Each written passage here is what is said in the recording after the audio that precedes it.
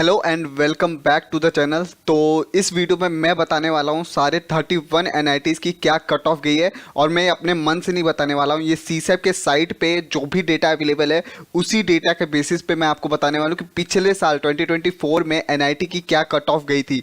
तो इस वीडियो को एंड तक देखते जाइए ताकि आपको पूरी इन्फॉर्मेशन मिल सके एनआईटी की कट ऑफ के बारे में। इवन मैं काउंसलिंग प्रोसेस के बारे में बताऊँगा और क्या क्या चीज़ें बच्चे गलती कर देते हैं अपने काउंसलिंग में, और जिसकी वजह से उनकी रैंक के हिसाब से, कैटेगरी के हिसाब से और होम स्टेट के हिसाब से बेस्ट कॉलेज मिल सकता था, बट उन काउंसलिंग में गलती कर देते हैं। वो गलतियां क्या होती हैं वो भी मैं इस वीडियो के एंड में बता दूंगा। तो इस वीडियो के एंड तक बने रहिएगा ताकि आपको सारी इंफॉर्मेशन कंप्लीट मिल जाए।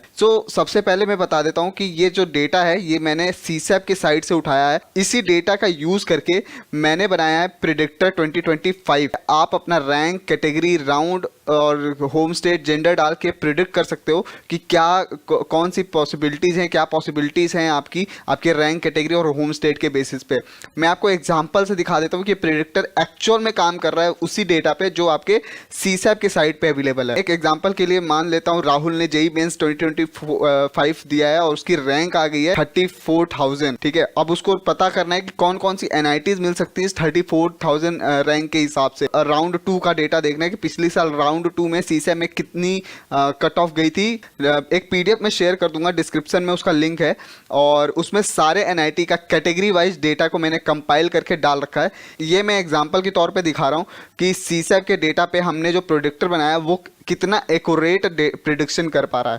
तो मैं यहाँ पे कैटेगरी सेलेक्ट कर देता हूँ, जनरल, मेल सेलेक्ट कर देता हूँ, जेंडर, और होम स्टेट मान लेता हूँ मान लीजिए यूपी का बच्चा है, और मैं प्रिडिक्ट करता हूँ कि कौन कौन से इसकी पॉसिबिलिटीज़ हैं, क्या क्या कॉलेज मिल सकता है।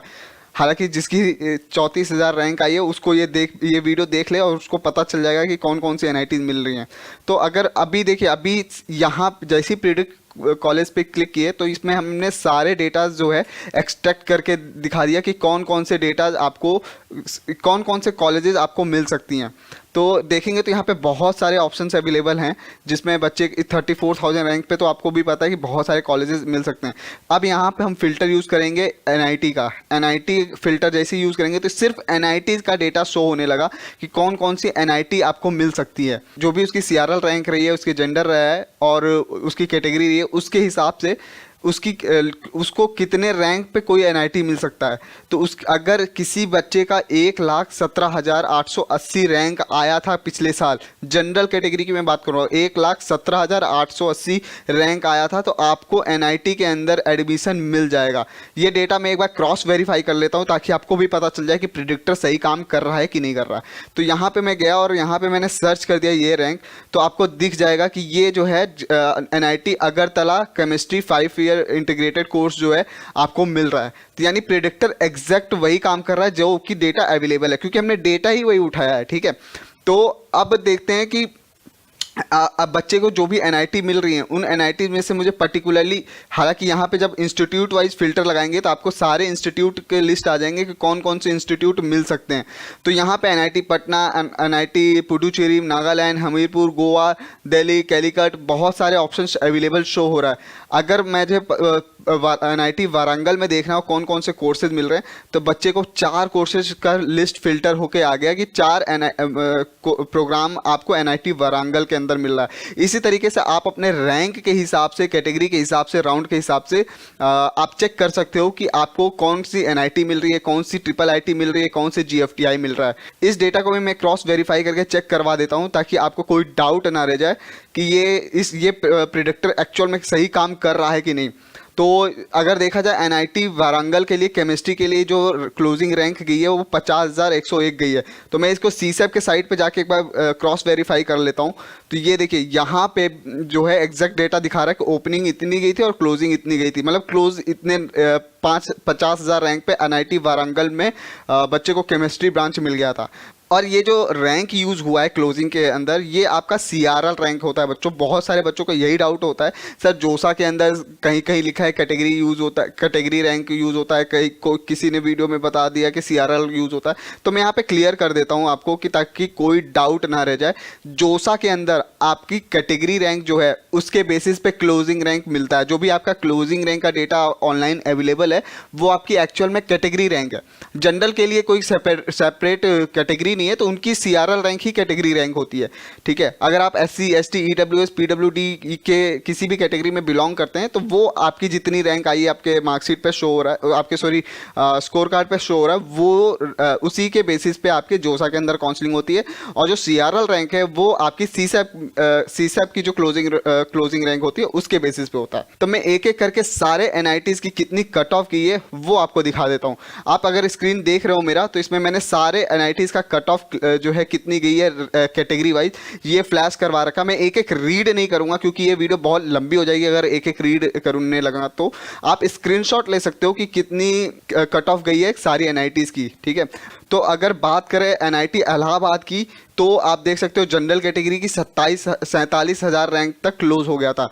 अगर बात करें एनआईटी अगरतला की, तो जनरल कैटेगरी की 89,000 और पीडब्ल्यूडी की 10 लाख। जैसे कि मैंने वीडियो की शुरुआत में ही आपको बताया कि बच्चे जो है पहली बार जेई मेंस एग्जाम दिए, पेरेंट्स जो है पहली बार काउंसलिंग करा रहे हैं अपने बच्चों का, बहुत सारे लैक ऑफ नॉलेज की वजह से उनको काउंसलिंग का प्रोसेस ही नहीं पता होता है। और तो जब काउंसलिंग का टाइम आता है, जब चॉइस फिलिंग करना होता है, सीसैब हो चाहे जोसा हो चाहे किसी भी काउंसलिंग में, वहाँ पे हज़ारों से ज़्यादा ऑप्शन अवेलेबल होता है। तो बच्चे कंफ्यूज हो जाते हैं कि और नहीं होगा तो वो रैंडमली अपने हिसाब से कोई भी कॉलेज का चॉइस फिलिंग कर देते हैं, या फिर जितना भी उन्होंने वीडियो कोई ऑनलाइन देखी हो, कहीं से रिसर्च किया हो, तो उस अकॉर्डिंग अपनी चॉइस फिलिंग कर देते हैं।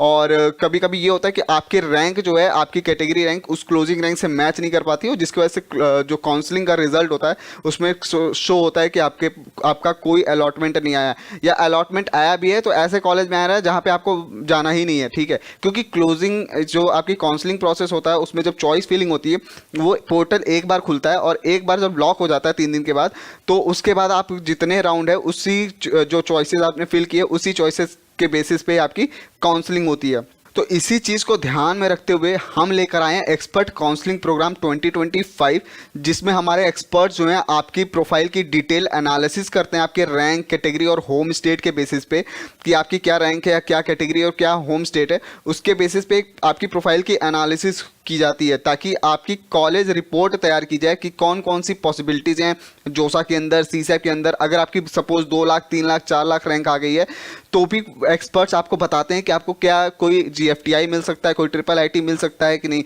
या आपको किस काउंसलिंग में पार्टिसिपेट करना चाहिए, और किस काउंसलिंग में पार्टिसिपेट करेंगे तो कौन कौन से कॉलेजेस मिल जाएंगे। तो उसकी एक पॉसिबिलिटी रिपोर्ट हमारे एक्सपर्ट्स आपको बनाकर दे देते हैं। प्लस एक्सपर्ट आपको ये भी बताते हैं कि आपको किस काउंसलिंग में पार्टिसिपेट करना है, और आपके चॉइसेस के हिसाब से। सपोज आपको कंप्यूटर साइंस चाहिए या इलेक्ट्रिकल इलेक्ट्रॉनिक्स ब्रांच चाहिए, तो उस ब्रांच वाइज जो है आपको कौन सा कॉलेज मिल सकता है और किस काउंसलिंग के थ्रू मिल सकता है, इसके बारे में भी गाइडेंस प्रोवाइड करते हैं।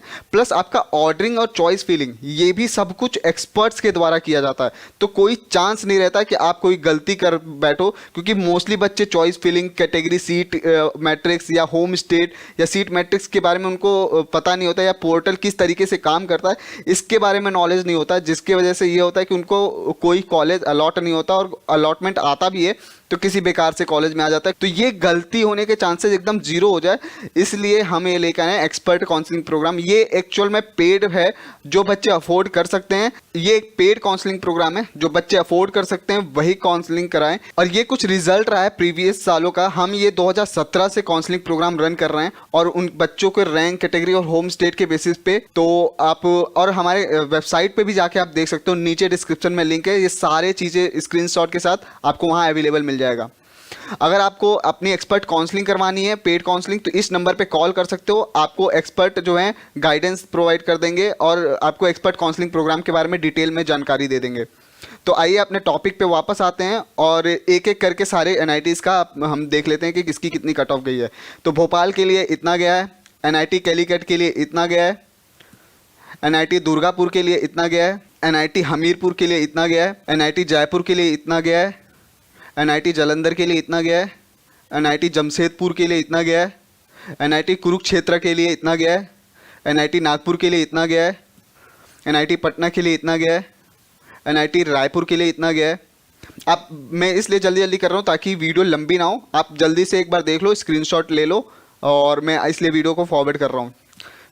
एनआईटी राउरकेला के लिए इतना गया है cut off category wise, NIT Silchar के लिए इतना गया है कैटेगरी वाइज, एनआईटी श्रीनगर के लिए इतना गया है, एनआईटी सूरत के लिए इतना गया है, एनआईटी सूरतकाल के लिए इतना गया है, एनआईटी ट्रिची के लिए इतना गया है, एनआईटी टाडेपुल्ली गुडम के लिए इतना गया है, एनआईटी वारंगल के लिए इतना गया है, एनआईटी यूपी आंध्र प्रदेश में एनआईटी है, नया न्यूली ओपन एनआईटी है, उसके कट ऑफ इतना गया है पिछले साल।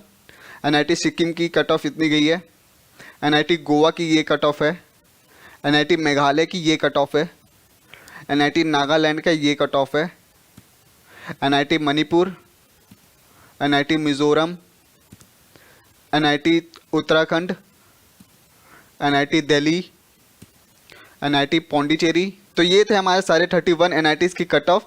और अगर किसी को भी एक्सपर्ट काउंसलिंग प्रोग्राम करवानी है या कोई भी डाउट है तो आप जो हैं इस नंबर पे कॉल कर सकते हैं, जो ये व्हाट्सएप नंबर है, इस पर आप कॉल करेंगे तो हमारे एक्सपर्ट काउंसलर से बात हो जाएगी, वो आपको डिटेल में एक्सपर्ट काउंसलिंग प्रोग्राम के बारे में बता देंगे।